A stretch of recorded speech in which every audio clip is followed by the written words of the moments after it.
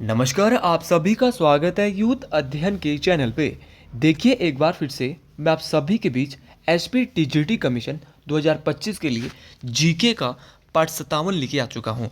Part 57 का जो पहला क्वेश्चन है कि भारत के संविधान में न्यायिक समीक्षा की संकल्पना किस देश से ली गई है।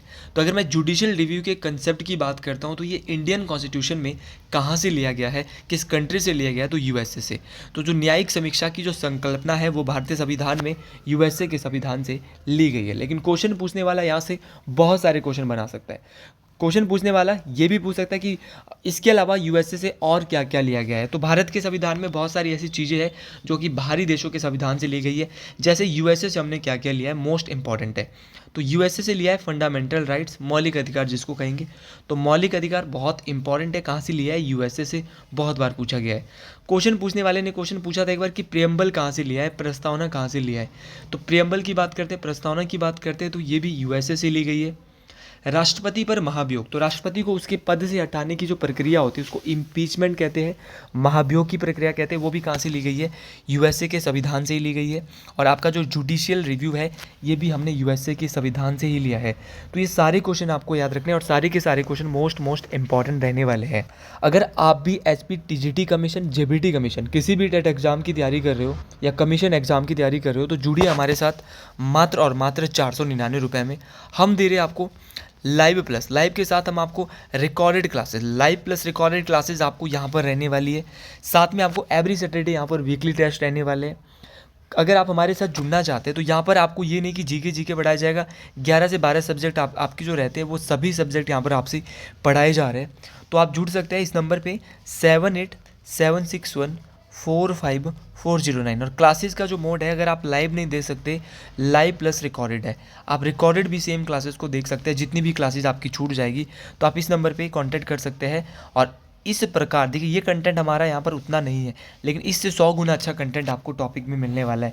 तो 7876145409 अब हमारे बैचेस से जुड़ सकते हैं। इसके अलावा और क्या क्या हमने बाहरी देशों की संविधान से लिया, ब्रिटेन से क्या क्या लिया, यही जान लेते हैं। तो ब्रिटेन से लिया हमने संसाधनात्मक शासन प्रणाली। तो संसाधनात्मक जो शासन प्रणाली है वो कहाँ से ली है, ब्रिटेन से। सिंगल सिटीजनशिप, जिसको आप बोलते हैं एकल नागरिकता। भारत में कैसी नागरिकता है, तो भारत में दोहरी नागरिकता नहीं है, भारत में एकल नागरिकता है। और एकल नागरिकता का जो कंसेप्ट है वो ब्रिटेन देश के संविधान से, भारत के संविधान में लिया गया है। इसके अलावा ऑप्शन में कनाडा दिया है। अब आपको ये भी पता होना चाहिए कि कनाडा से क्या क्या लिया है। तो कनाडा से लिया है संघात्मक शासन प्रणाली, केंद्र ज़्यादा शक्तिशाली होगा। इसके अलावा अपशिष्ट शक्तियाँ जितनी भी है वो भी हमने कनाडा से ली है, ये भी मोस्ट इंपॉर्टेंट है। राज्यपाल की नियुक्तियाँ, तो राज्यपाल की जो नियुक्तियाँ हैं वो भी कनाडा से ली है। और संघ और राज्य के बीच जो शक्तियों का जो विभाजन होता है, केंद्र और जो स्टेट होता है, इसके बीच जो शक्तियों का जो विभाजन होता है वो भी हमने कहाँ से लिया है, कनाडा के संविधान से लिया है। कमीशन के पेपर देने जब जाओगे तो इस प्रकार की हर एक जानकारी आपके पास होनी चाहिए। ऑस्ट्रेलिया ऑप्शन में दिया है। ऑस्ट्रेलिया की बात करते हैं, ऑस्ट्रेलिया से देखो प्रस्तावना हमने ब्रिटेन से ली थी, यूएसए से ली थी सॉरी। लेकिन भैया प्रस्तावना की जो भाषा है वो कहाँ से ली है, तो भाषा हमने ऑस्ट्रेलिया से ली है और प्रस्तावना यूएसए से ली है। तो प्रियम्बल हमेशा दोनों कनेक्टेड रखना। बहुत बार पूछा जाता है प्रस्तावना की भाषा कहाँ से ली है, तो भाषा तो ली है ऑस्ट्रेलिया से, ये भी आपको याद रखना है। एक क्वेश्चन और आता है समवर्ती सूची। समवर्ती सूची की अगर मैं बात करता हूँ तो समवर्ती सूची का जो कंसेप्ट है वो भारतीय संविधान में ऑस्ट्रेलिया देश के संविधान से ही आया था। संसद का जो जॉइंट सेशन होता है, लोकसभा राज्यसभा का जो जॉइंट सेशन होता है वो भी हमने कहाँ से लिया है, ऑस्ट्रेलिया देश के संविधान से ही लिया है। इस बात को आपने याद रखना है। और संसद की जो संयुक्त बैठक होती है उसको कौन बुलाता है, तो उसको राष्ट्रपति बुलाता है। लेकिन जो संसद की जो संयुक्त बैठक होती है उसकी अध्यक्षता करता है लोकसभा अध्यक्ष। तो ये सारे के सारे क्वेश्चन मोस्ट इंपॉर्टेंट रहने वाले। उसी प्रकार क्वेश्चन पूछा जाता है कि दक्षिण अफ्रीका के संविधान से हमने क्या लिया है। तो दक्षिण अफ्रीका के संविधान से हमने संविधान संशोधन, कि संविधान में बदलाव किया जा सकता है, संविधान में संशोधन हो सकता है। ये आर्टिकल नंबर 368 में बताया गया है। तो संविधान में संशोधन की जो प्रक्रिया है वो साउथ अफ्रीका के संविधान से। आप बोलेंगे सर रशिया से भी कुछ लिया है, तो अगर रशिया की बात करते हैं, यूएसआर की बात करते हैं, तो वहाँ से जो हमने लिया है वो लिया है मौलिक कर्तव्य, फंडामेंटल ड्यूटीज। कितने मौलिक कर्तव्य, 11 मौलिक कर्तव्य है, और ये हमने रशिया देश के संविधान से लिया है। आर्टिकल नंबर 51 का जो ए है वहाँ उसमें जो है ये मौलिक कर्तव्य बताए गए, और भारतीय संविधान का भाग 4 का ए में मौलिक कर्तव्य जो है इसके बारे में बात हुई है। ये भी मोस्ट इंपॉर्टेंट है, और ये सारी चीज़ें बहुत इंपॉर्टेंट है। मैंने आपको एक एक चीज़ बता दी है कि कौन सी चीज़ हमने कहाँ से ली है। हाँ चलो, राज्य की नीति निर्देशक तत्व रहते हैं DPSP, जिनको आप कहेंगे directive principle of state policy, ये कहाँ से लिया है? तो ये आयरलैंड देश के संविधान से लिया है। और राज्यसभा में जो राष्ट्रपति के द्वारा, देखो राज्यसभा के लिए राष्ट्रपति के द्वारा 12 सदस्य मनोनीत किए जाते हैं, वो भी कहाँ से लिए? तो वो भी हमने कहाँ से लिया भाई? आयरलैंड से लिया है। तो ये सारी चीज़ें मोस्ट इंपॉर्टेंट है। देखिए, एक क्वेश्चन के साथ 50 क्वेश्चन बनाए हमने, और ये सारे क्वेश्चन आपको काम आने वाले हैं। जितनी ज़्यादा इनकी प्रैक्टिस करोगे उतने ज़्यादा आपके जो है एग्जाम में जो है ये आपकी हेल्प करने वाले हैं। अगले क्वेश्चन की बात करते हैं कि निम्न में से किस भारत के राष्ट्रपति का कार्यकाल सबसे छोटा था? तो भारत के किस राष्ट्रपति का जो कार्यकाल है वो, देखिए ये वाइस प्रेसिडेंट यहाँ पे दिया और नीचे इन्होंने दे दिया राष्ट्रपति। तो ये वाइस प्रेसिडेंट है, ये उप है। आप याद रखना क्या नाम है? उपराष्ट्रपति, क्योंकि सभी ऑप्शन में उपराष्ट्रपति ही दिए है, राष्ट्रपति के तो नाम ही मुझे नहीं दिख रहे। तो which of the following vice president of India has shortest tenure? तो सबसे कम जो टेन्योर था, सबसे कम जो कार्यकाल था वो वीवी गिरी का था। क्यों कम था? क्योंकि भैया वीवी गिरी ने अपने पद से इस्तीफा दे दिया। ये भी आपको याद रखना है, मोस्ट इंपॉर्टेंट है। देखिए, सबसे कम समय तक जो भारत के उपराष्ट्रपति रहे थे वो वीवी गिरी रहे थे, बाद में ये भारत के राष्ट्रपति भी बने थे। लेकिन अगर बात करते हैं भारत के पहले उपराष्ट्रपति की, तो भारत के पहले उपराष्ट्रपति थे डॉक्टर सर्वपल्ली राधाकृष्ण। डॉक्टर सर्वपल्ली राधाकृष्ण जो है भारत के पहले उपराष्ट्रपति थे। दूसरे उपराष्ट्रपति भी आपसे पूछे जा सकते हैं। तो दूसरे उपराष्ट्रपति बने थे जाकिर हुसैन। इस बात को आपने याद रखना। जाकिर हुसैन का टाइम पीरियड जरूर पूछा जाएगा, 1962 से 1967। अच्छा, इतना आपको पता चल गया। अब क्वेश्चन पूछने वाला क्वेश्चन ये पूछेगा कि भारत के पहले मुख्य न्यायाधीश, सुप्रीम कोर्ट के पहले चीफ जस्टिस ऑफ इंडिया, पहले मुख्य न्यायाधीश जो कि उपराष्ट्रपति भी रह चुके, वो थे मोहम्मद हिदायतुल्लाह। कौन थे? मोहम्मद हिदायतुल्लाह। मोहम्मद हिदायतुल्लाह जो है वो ऐसे सुप्रीम कोर्ट के मुख्य न्यायाधीश थे जो कि 1979 से 84 तक भारत के उपराष्ट्रपति रहे थे। इस बात को आपने याद रखना है, मोस्ट इंपॉर्टेंट क्वेश्चन है। अच्छा, ऐसे कौन से उपराष्ट्रपति है भारत के जिनकी जो है वो कार्यकाल के दौरान मृत्यु हो गई थी? तो वो थे कृष्णकांत।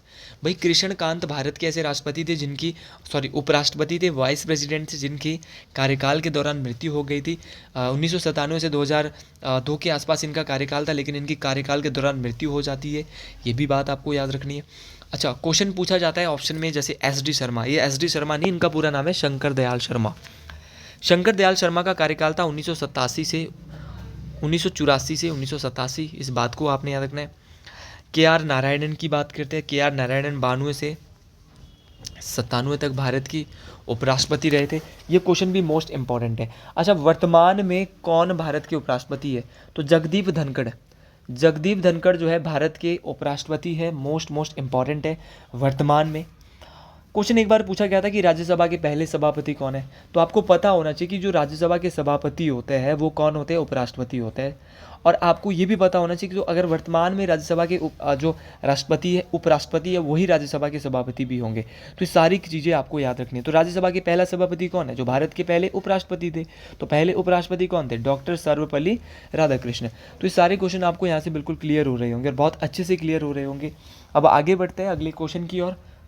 BD जत्ती की भी बात कर लेते हैं। तो BD जत्ती का जो कार्यकाल था वो 1974 से 1979।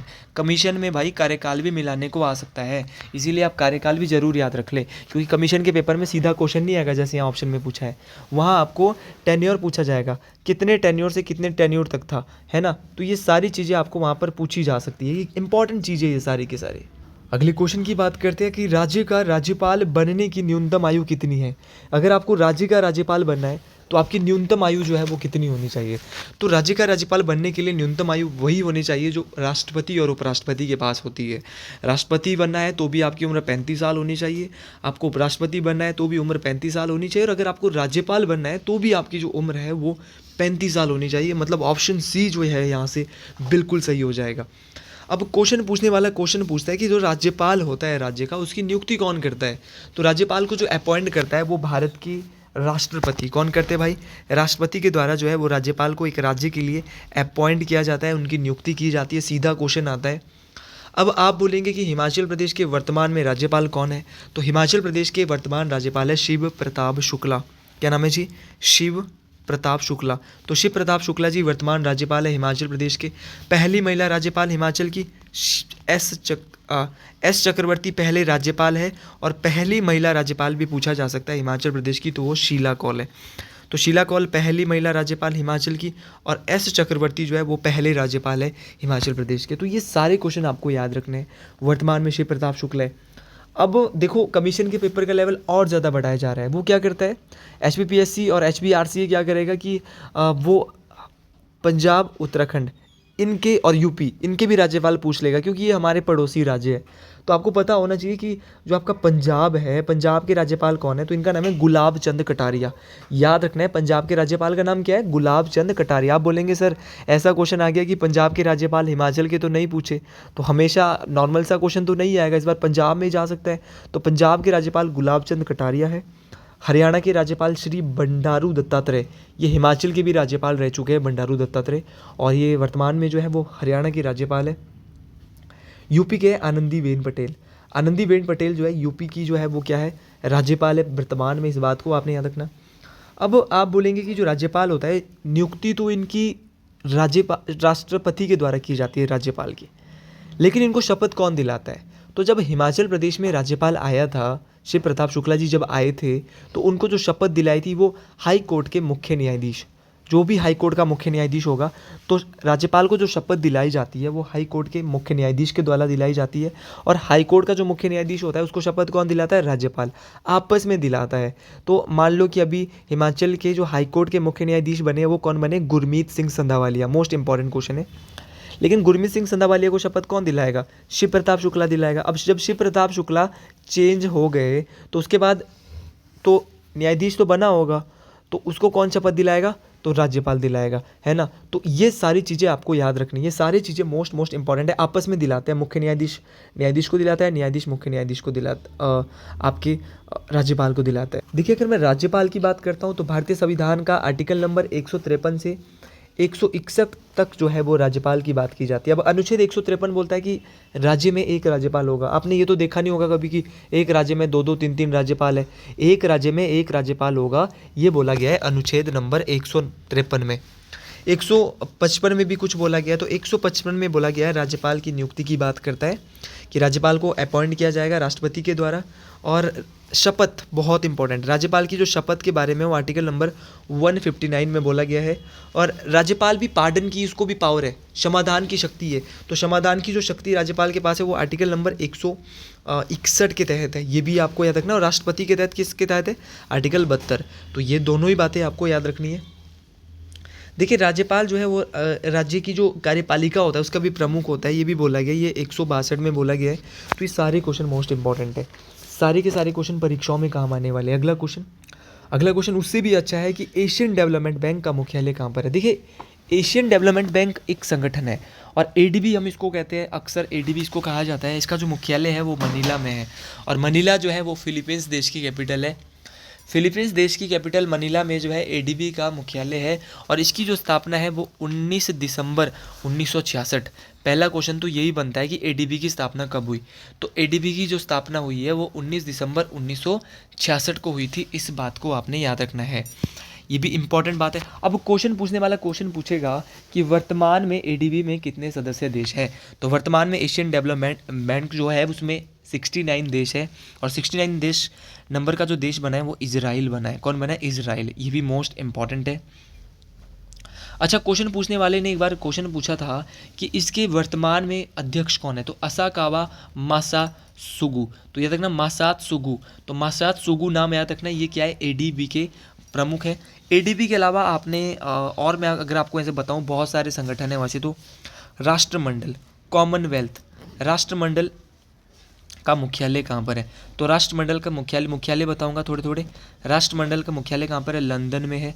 इसके अलावा आपका अगर मैं बात करता हूँ ओपेक मतलब organisation of petroleum exporting countries. OPEC की स्थापना 1960 में हुई थी, और बगदाद सम्मेलन एक हुआ था, उसी सम्मेलन में ओपेक की स्थापना होती है। और ओपेक का जो मुख्यालय है वो वियना में है। वियना कहाँ पर पड़ता है, ऑस्ट्रेलिया। तो वियना ऑस्ट्रेलिया में ओपेक का हेडक्वार्टर है। इस बात को भी आपने याद रखना है, ये भी इंपॉर्टेंट बात है। कहीं ना कहीं ये बात भी परीक्षाओं में काम आने वाली है। इसके बाद विश्व बैंक आपने सुना होगा।